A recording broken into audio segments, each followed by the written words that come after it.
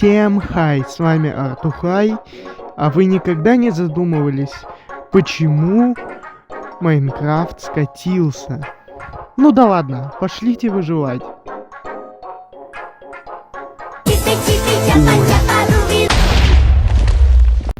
В последние годы каждое обновление Майнкрафт вызывает неодобрение и хейт аудитории.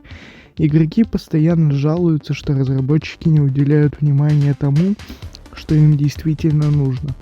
Однако студия Mojang выпускает обновления очень высокого качества, и проблема заключается исключительно в предпочтениях игроков, для которых малейшее отклонение от их ожиданий вызывает негативные эмоции. Так почему же Майнкрафт скатился? Давайте рассмотрим некоторые аспекты, о которых часто говорят. Например, некоторые люди обвиняют разработчиков в том, что обещания не выполняются. Одно из обещаний было связано с созданием супер-дупер график-пака, который предполагал улучшение графики в игре. Mojang сказали, что игра не потянет такую графику, и все сразу же окрестили это отговоркой. Однако они не учли, что, возможно, такая графика на игру потребовала бы значительного времени и ресурсов, учитывая особенности движка Майнкрафта, что могло занять гораздо больше времени, чем в других играх, а тем более, чем придумано изначально. Другой аспект, который стоит упомянуть, это баланс игры. Некоторые игроки высказывают недовольство изменениями в балансе ресурсов или сложности игры. Например, обновление 1.18 привнесло изменения в размещении алмазов, что вызвало споры о балансе игрового процесса. Однако стоит помнить, что Майнкрафт по сути казуальная игра, где некоторые изменения могут быть частью игрового процесса и могут быть скорректированы в последующих обновлениях. Так, обновление ада было скорректировано при помощи такого приема, как изменение более раннего аспекта игры. То есть разработчики изменили добычу алмазов, потому что после 1.16 все боялись идти в ад без брони из них. Я считаю, что споры о том, утратил ли Майнкрафт свою привлекательность, являются бессмысленными, поскольку сама игра уникальна и представляет собой уникальный опыт творчества, который не встречается нигде. Обновления устраняют множество ошибок и постепенно оптимизируют игру. А некоторые проблемы, например, связанные с управлением и добавлением новых функций, приходят от Microsoft.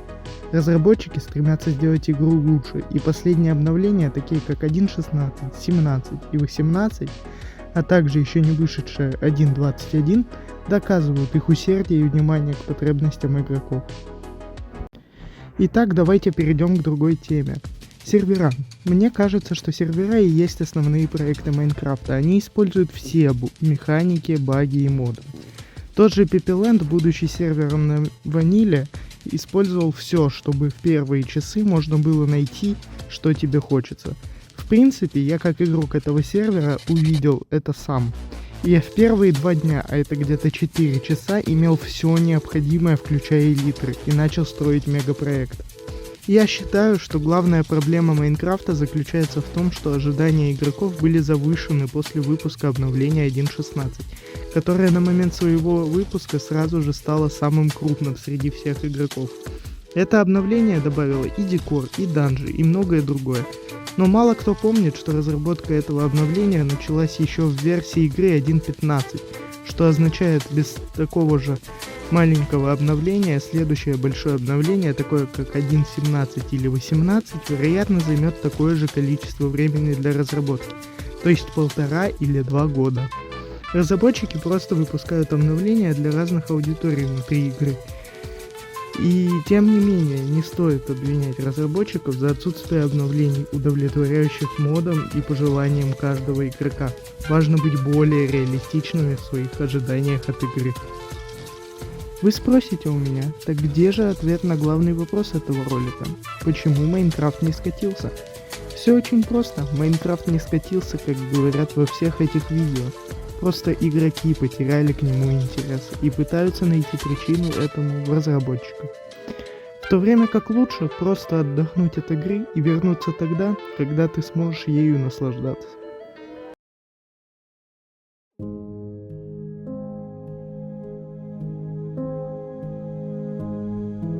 Что, думали это конец? Ха-ха, я добавил эту часть ролика позже, Короче, недавно я начал играть на сервере Pepeland опять. И мы строим вот этот мегапроект. Да-да, и вы можете присоединиться, если сильно этого хотите. Также недавно мы построили магазин, и он тоже сделан ИИ. Вы не поверите? Да, я позже дополнил дизайн, но вы просто представьте, магазин ИИ, что... Ну так вот, идея этого проекта пришла мне после этого ролика по Выгуда. Мне захотелось построить район, полностью спроектированный ИИ. И мы сделали макет и начали строить. Да-да, представьте, 8 мини-зон. Проекты только от ИИ. Я надеюсь, что мы успеем достроить проект до конца сезона. Пвгуд, если ты смотришь это на стриме, знай, ИИ уже захватывают твой сервер, и ты это не остановишь.